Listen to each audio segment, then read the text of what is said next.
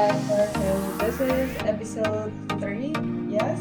So my name is Adora, and this is Uchenna. Yes. So today we are coming in with some plenty things. You know what I mean?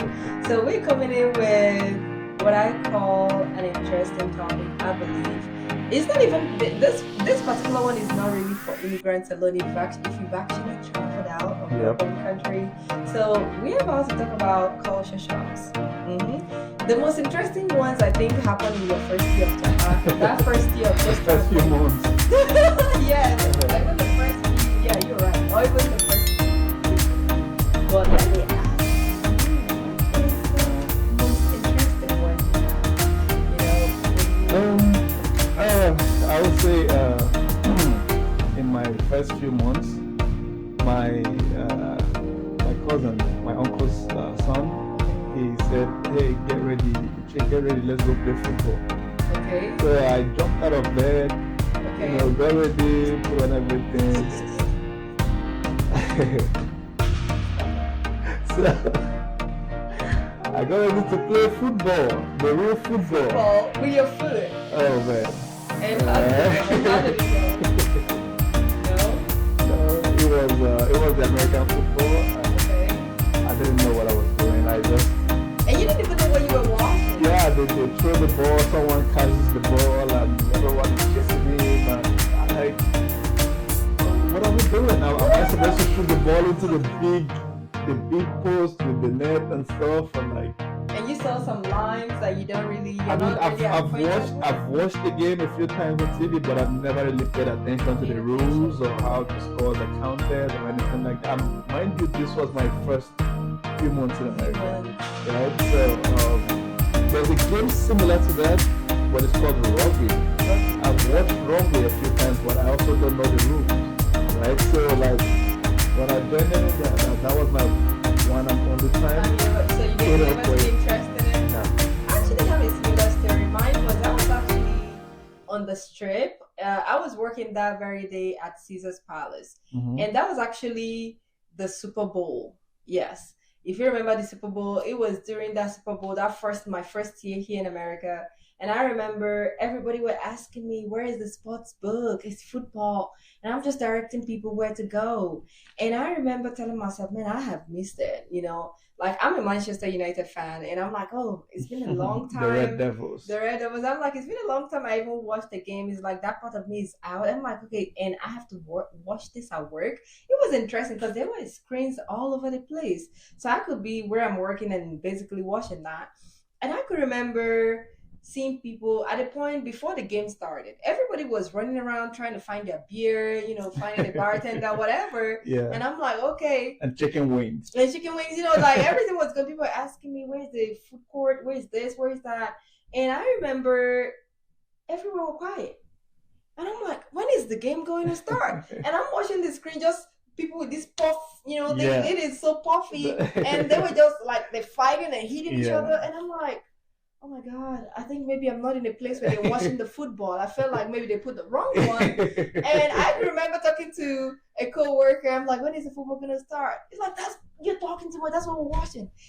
I'm like, what? And I try not to like lose tease. Like, okay, maybe I don't understand what they're talking about. I'm like, you mean that's football? That is not football. I mean, soccer. You're not even playing with your foot. Exactly. And I remember we had that argument, and even till I left that job, we always had that argument of what football is. I always insisted it's soccer. Yeah. And they insisted it was, theirs, And I feel like America is that culture shock of how the world sees soccer and how America doesn't really do much of it. Yeah. Is a big culture shock too. Yeah. For me. It is. That kind of reminds me, one of my first culture shocks was my very first Sunday in America. That was in Chicago. We had gone to church, a Catholic church. Oh, nice. Coming from Nigeria, we are church normally at the Catholic church in Nigeria is also reasonable, at least 2 hours, 2 to 3 hours max. But then we went to this church in Chicago, and it lasted barely 45 minutes to an hour. What? You were like, that's the quickest one. Yeah, as soon as mass was over, the Reverend Father was outside smoking. Wait, smoking cigarette? Smoking cigarettes. And then the choristers lined up. Okay. They formed the line just outside the church, and they are being paid for their time. For their For time. their time. I had to ask someone. I'm like, what is going on? They say, yeah, the choristers at the church workers are getting paid for their time, so they get paid every Sunday. Coming from Nigeria, where it is like the total opposite. Like even as a member of the church, if they see you smoking, it's like, hey, you're going to hellfire today. You know, then seeing ladies with their hairs not covered, and you know, people wearing trousers and everything, yes. And like, oh, I thought it was Catholic. I thought Catholic meant universal. I thought it was the same rules for everywhere. Everyone. You know, so how come they're allowed to do this, but if you tried it back home, you're going to hell? You know, yeah, that was a big shock. Oh, nice. You know, that was that really woke my senses. Really? Yeah. Mm-hmm. Well, I feel like another culture shock I've had here, I would say, is road rage. Right, like where we came from, road rage ends with your horn. Pam, pam, pam, pam, pam, pam.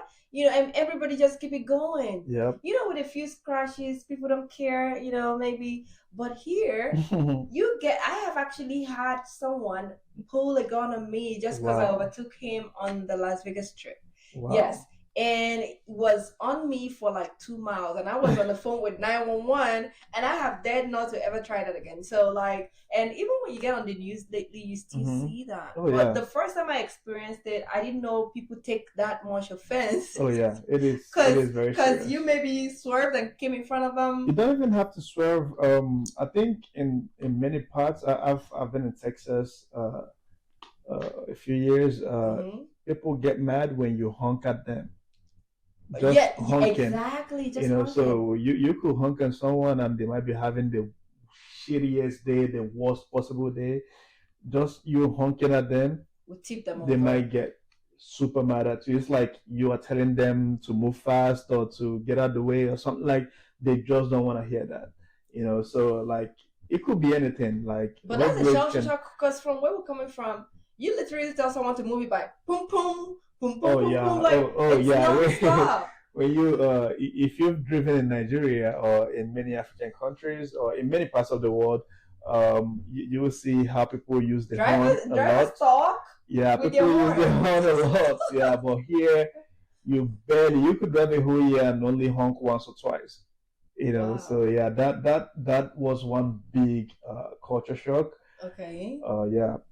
Now let me ask you this: so, like, is there anything that you've noticed back home and here, something that is a little comparable, and it says like you prefer some back home and you prefer some here, for example?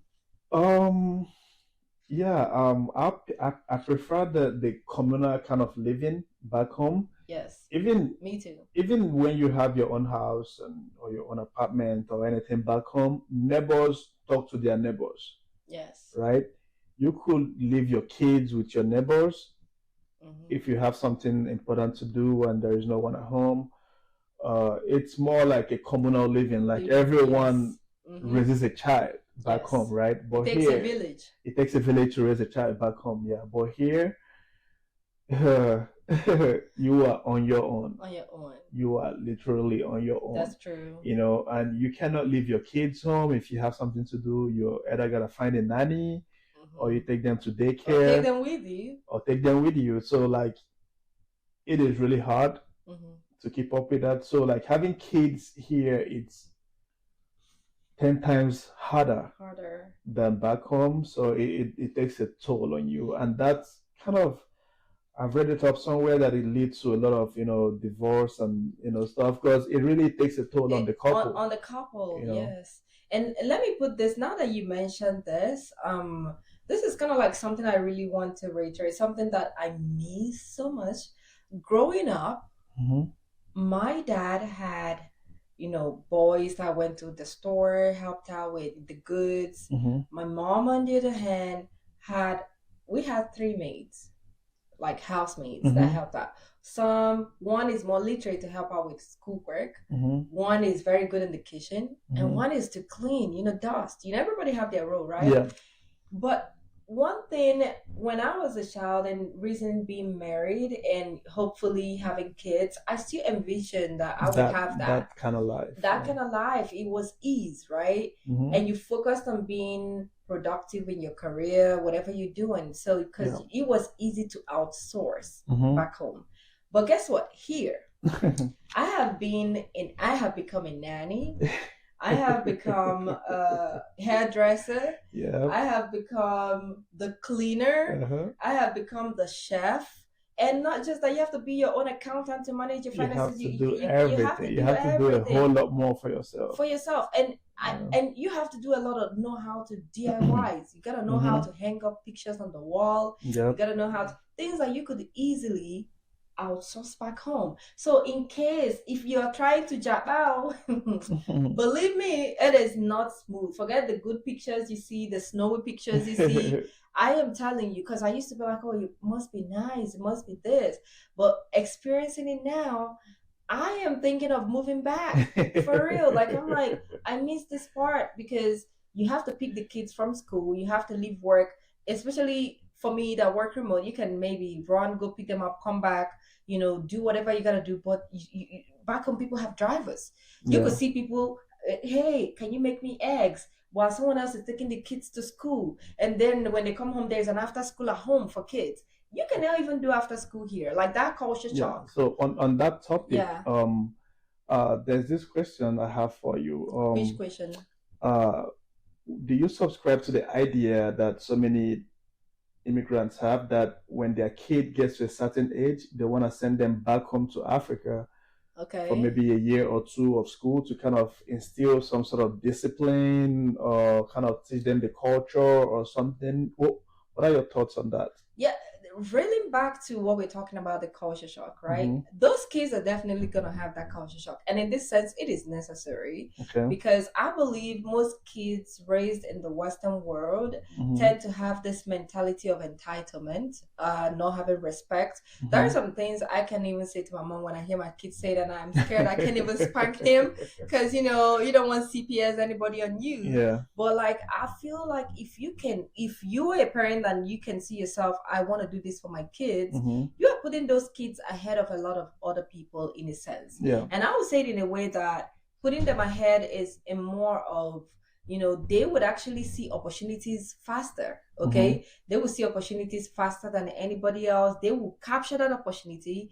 That I believe doing that is love. Yeah. It is love. Like, you gotta love your kids so much to want to do that, because when you look at most Africans that moved here and how they prospered and made something for themselves, and when you see first generation Americans say, oh, my mom did this, my mom did that, that resilience, and being the fact that they're first American here and being back home to get a little bit of that and back here, you're literally creating the best hybrid you can ever get. I think I agree to that also. Yeah, because when they go back home, they adapt. They're not losing that identity, and then when they're here, they still adapt. So it's kind of like both ways, which I find best of both worlds. Best of both worlds. And I am of the, not just taking them just once a year. I'm of the opinion you get them into school for once a year. I would say even if it's 1 year, in a sense, because you've seen people that even though they've been home for, let's say, Christmas, Easter, whatever, just for something special once a year, it's not as the same as when they grow up with their peers in back home or where they're from, because those are the things that will take them back home. Those are the things that will drag them back home. Let's say a schoolmate is getting married or something, that it makes them entwined in that culture. They live it, not because, oh, I was there. No, they are living it. They still have friends that can tell them, oh, this is what life is over there. And then if, say, life is not working out where you are, it's still not bad for them to try out. Let it be one of the places they themselves want to move to or to immigrate to, right? So you kind of like arm them with the best tools to survive. That's how I see it as a parent. I don't see it as you're just chipping them off to go, just to go away. I see it as you loving them enough to give them the best of both worlds. Yes. Yeah, noted. one of the other major culture shocks that I noticed when I came here was when we drove from street to street, from road to road. Road, okay. I wasn't seeing billboards of the governor. Oh, the governor of the states, the politicians, I Nigerian didn't. politicians are getting this one. Definitely. Honestly, like back home, I'm from Nigeria, and back home, it is a thing that you cannot drive for Without seeing, more than a minute in. is either a political or a Christian, uh, Yeah, yeah. I'm not even talking about the church right now, like the political ones, like ones, yeah. you will see the governor's billboard everywhere you look, Yes. right? If they have a 1 kilometer or 1 mile road, they will put a giant billboard of themselves. No, I remember this governor of my state is the former governor of my state. It's called Rochas. Okay. One time he made a billboard of a handshake he had with Obama. He made a billboard, That's crazy. a giant screen billboard, and he put it right by the airport. So once you come into the States and you're driving out, you can't miss it. That is crazy. It is everywhere. And that doesn't even show the governance. It just shows the ego. I don't even know. Like they want their faces and their names even if it's not election time. Yes. You still see those billboards littered everywhere. Yeah, so it's one shock that I had. You don't see it here. You only see it here during elections. Even during elections, and yeah, it's like one little small thing that they put like just on the side of the road. That's it. Nobody puts up a giant billboard. Billboards are for like businesses, right? Yeah, where you pay for advertising. Billboards are for businesses, for advertising, like they advertise their products and stuff. Yes. Not for one politician to plaster their faces everywhere in the city. That is actually crazy that you mentioned that, because that's true. I have not seen anything like that. Another thing is I have really not seen, like especially in Lagos. I was in the mainland for quite a while. Honestly, you don't hear all the horns. I mentioned the horning stuff, the noise pollution from churches. Like you might be having the worst day trying to get some sleep, and then is it up from the mosque, Christian fire. Yeah. It's just a whole lot that you don't even know. Another culture shock. It took me a while. This one, my phone was dying and I was rushing to go charge before the light goes out. And then I remembered that the light doesn't go out. Up NEPA. Like you're thinking, I need to go, and man, I need to go home and charge this up. Yeah. And when you have that in you, like coming from where you came from, like you can go days without your phone or finding where to charge your phone. Or maybe you don't really want to use a generator if you have a good phone because you don't want to mess up the batteries and things like that. So honestly, that having a power bank with you everywhere you go. I remember that's one of my biggest culture shock. Like, man, I never have to say up nipper again. And it's crazy that it's been years. And anytime I go home and they take the light, it's one of those things. You'll be like, I don't miss this. I don't miss this. Yeah, definitely. Don't miss that. And the ease of having the internet. Back then you have to have a modem, have this, have that. Here it's just anywhere you go, you just log in. Yeah. So I know for some immigrants it could not be the same, but this is kind of like our work and our culture shock. So I mean, I'm leaving it to the audience to kind of share some of theirs. Because I know there has to be a lot. Again, we have all the info. Like you can send us an email. It will be displayed right here on the screen. Yes. Just send your experience and everything. So Let's hear it. Yeah, there's so many culture shocks. Like we just shared the ones that we know. Yes. We know there's still so many out there that we probably not even encountered. But just share your experiences with us. So do we have any more? For me, one thing I really wanted to add in is more on how to blend in when you move without losing your identity, especially when there is a culture, or will I say language barrier. For me, I am an Igbo woman. I'm an Igbo girl, and I have this sense that sometimes I'll see my L and R just crawl out of it. And you see some Yorubas with the H factor, Yeah, right? the H We factor, Anambra is from the L and the L and R, the and R. anytime we Yeah. crawl, I'm like, oh my god, I am too educated for this. But then it is there, and then you have some people that they are really used to just hearing a Mhm. particular way, and especially I would say Americans. Americans are one of I love America, but Americans are one of the most timid people I can say in a sense because especially when you don't sound like them, they don't understand They you. find it hard They to find it understand hard what to you're saying. understand, but we immigrant come here and try. We really understand them, work with them. But in their defense, sorry for cutting in their defense, I would say we were a little bit prepared to How? come here because remember we watched American movies back home.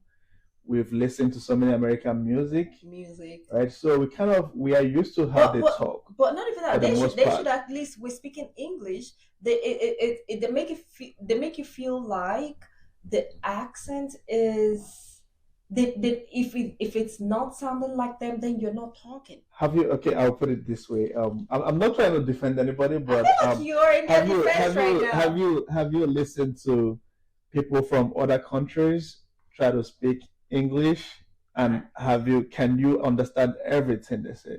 Not everything, but I can make most of it up. Yes, yeah, you can make up most of them. I know, and I totally understand where you're coming from. But I think hard, but I think so many Americans probably haven't traveled. Yes. They've not seen a lot of Africans or Nigerians, and they really don't know how we sound, how we speak, because even in Nigeria, there's so many different dialects, accents, and everything. Even when they're speaking the same English, right? So a typical American is not used to that, right? So when you speak, sometimes we catch them unawares. They're like, "Huh?" Yes, I always get that. Oh, I hear an accent. I always get that. Yeah. And to some extent, it's worked for me maybe because I'm a woman. Yeah. But on another note, I have seen people that make it be like, we can understand you. I am speaking English. Sometimes, I mean, I totally understand what you're saying. There could be a little tone of racism in there, but yes. I mean, I'm trying to look at the positives right here. I'm not trying to be an advocate for anyone, but I'm just trying to look at the positive side of things. They could be innocently that they really don't understand what you're saying. Okay. You know, it is possible because, like I said, think about it. Like most movies that we watch back home, American movies, right? So we've had them speak for years, so we're kind of used to how they speak. Right. True. So and sometimes we even try to someone like me. I used to play in the mirror even before I knew I would end up here, just trying to see how you sound American. You know, screw. You know, you're just speaking and just trying to be an actress in the mirror. Yeah. And especially when you watch Rambo, you know, back in the day, just trying to sound a certain way. Yeah. Exactly. And I've seen a trending video of a comedian speaking against a school that were teaching kids how to speak American English. Did you see that? Yeah. So I kind of like it because if they can steal, that doesn't take away the fact that they can. Yeah, we don't have to lose our identity just to sound like someone else. But that could be an added advantage where you can actually speak in a universal, will I say, medium and people will still understand you without having to strain. Have you listened to the TV or radio stations back home in Nigeria lately during any of your trips? It's like all the presenters want to sound American. I don't know if the companies force them to do that, or it could be part of the audition, or it's something. Yeah. Why would you? If you hear an Indian or speak, Russian, you will know they are Indian. If you hear a Chinese speak, you know they are Chinese. They are all speaking English. Russian, Eastern Europeans, and if you hear an English person speak English, it's different. If you hear a Welsh person, and I'm talking about people from the United Kingdom now, right? If someone from Liverpool, you barely understand one thing they're saying, right? And I remember what you said about one supervisor you had. That you can barely hear in America, but there's still an accent. Yeah. Even here in America, there's several accents. Yes. I remember my first supervisor when I went into the oil industry.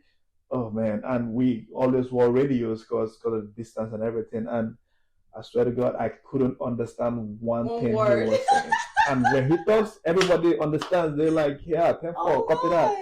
And I kind of pretend to hear what he said. I don't want to look dumb or anything, but man, it was a struggle because he had this deep southern accent Texas that was accent. it was a little tough to make out what he was saying. Yes. But with experience, it kind of became some Americans might struggle easier with that, even though they're all Americans. Yeah, I've seen some people who struggle to also understand under American accent. So it's really not. I don't see it in the negative light of maybe racism or something like that. It just shows where their identity. I feel like accent should be embraced. Yeah, of course. Because it tells a story. Actually shows you where this person is. Of course, from. Of course. Yes. So so we hope to hear more of your stories. Yes. Just let us know. Send in your stories. Share your culture shocks, the major ones, the ones that made you laugh out loud, or the ones that kind of got you scared. That. No, for real. Honestly, I know people have the crazy. I've seen some on radio stations sometimes. People actually have some funny, weird culture shocks that we really want to hear that. So please share your stories. Here is no judgment. Like we said, this is where we share the hard truth. My final one, if I might interject, was I'm from Nigeria. I'm Igbo, right? Okay. Uchenna is one of the most popular names in Nigeria. I would say probably the top 5 most popular names in Nigeria is Uchenna or Uche, for short. But then come in here and people are like, how do you say your name? I'm like, for real? What do you mean? How do I say it's pronounced the way it's spelled? They'll be like, is it Yushena? I'm like, oh my God. Then I have to teach them how to say my name every time. Don't get me started on my last name. I don't even try. So it's a culture shock that you're gonna experience too, because people may not know how to say your name. Yes. And then you question yourself, but they have these tough Eastern European names like Tchaikovsky and other stuff, Schwarzenegger, and they can easily say that, but they can't say your name. Don't really blame them. They're not exposed to what you are exposed to. So it's kind of hard for a lot of them to kind of say your name. So it might be a culture shock that you experience. Don't take it a bad way. Just keep it moving, man. If it's not affecting your paycheck, just keep it moving. Just keep it moving. Well, this is Adora and Ushina, your host again, and we cannot wait to hear your stories, and we can't wait to basically see you guys next week. See you next week. It will be a hot, juicy topic next week. Again, I feel like I'm gonna let the gloves off next week. So see you guys soon. See you soon.